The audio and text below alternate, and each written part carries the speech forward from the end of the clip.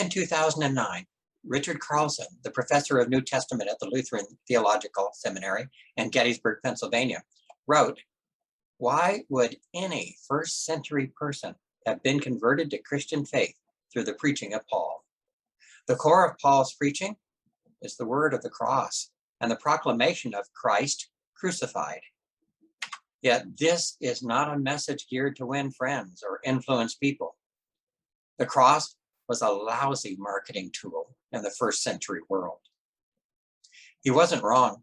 In many ways, Christ crucified is a terrible slogan upon which to build an institution like the church. In the lingo of our time, Jesus is a loser. Jesus went up against the establishment and the ruling elite of his time, and he got himself killed.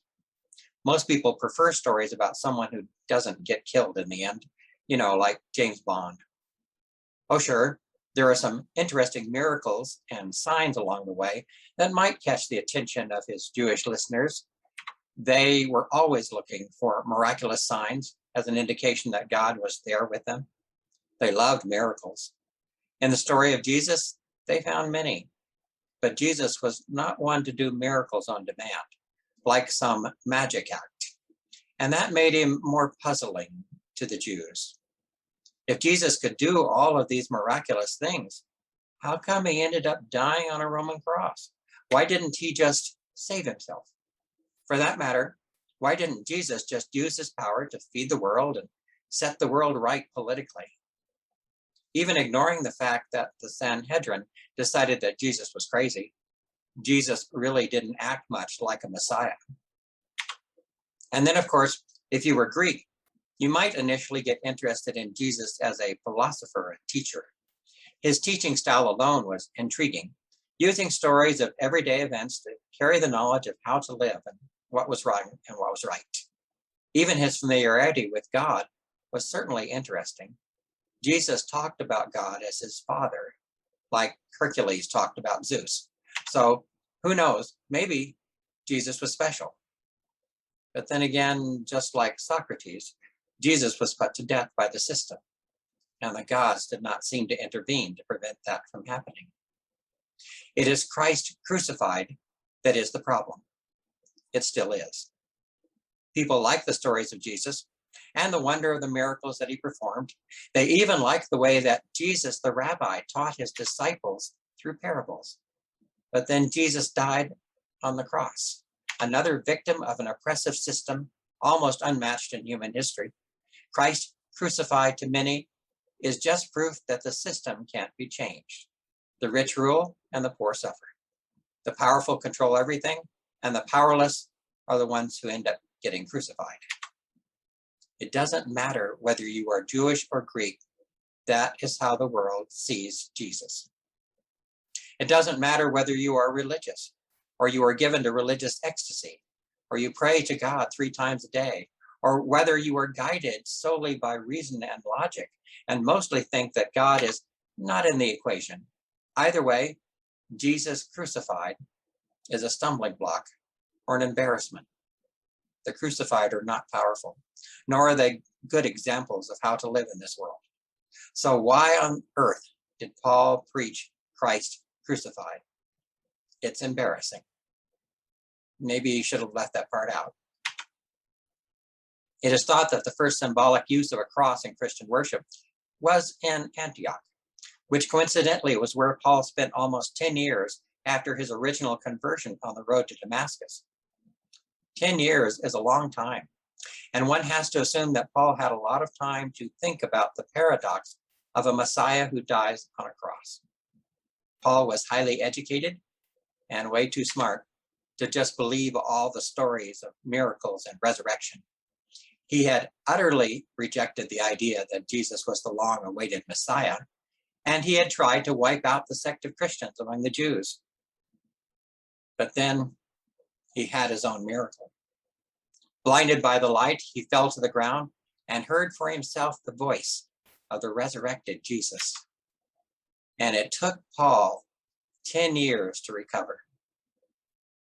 He got his sight back in a few days, but the foundations of his world had been shaken. Maybe that experience was why he could empathize so well with those who had their doubts about Jesus. He did too, until the day that he didn't. Then he understood that in Jesus, God was doing what God always does. God acts, God reveals, God unfolds his plan in ways that are unexpected. One aspect of Greek wisdom was mathematics. It was not just numbers to them, it was insight into the nature of God, or at least that is what they believed. Math revealed a divine order to the universe around them.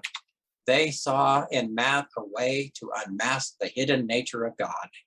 They firmly believed that God, like a puzzle, could be found by means of logic, the logic by which the universe existed.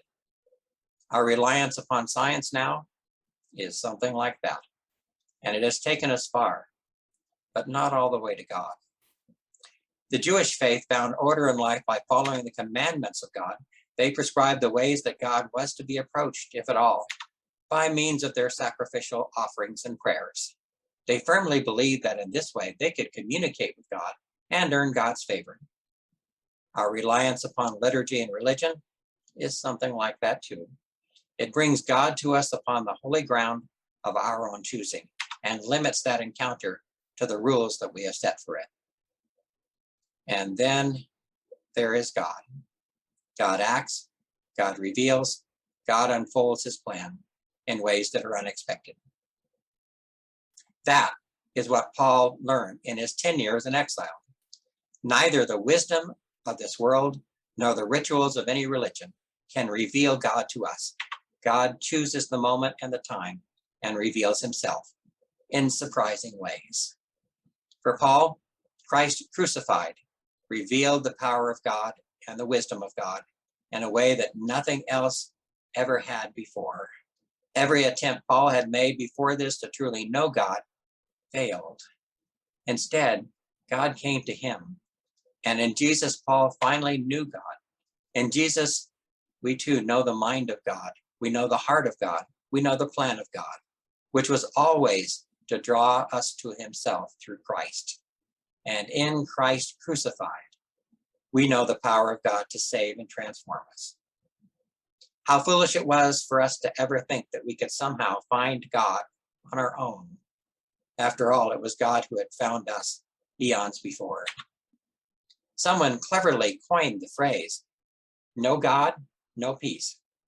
No God, with a K, no peace. I think that success is probably getting something you say put on a bumper sticker.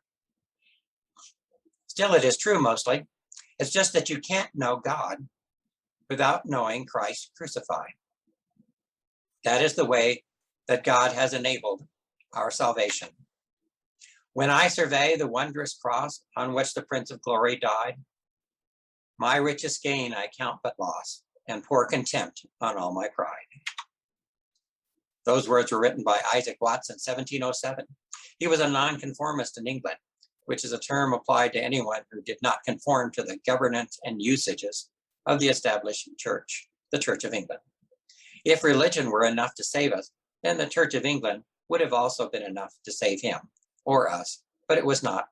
If knowledge was all we ever needed, then a world full of philosophers and scholars and scientists surely would have done so long ago.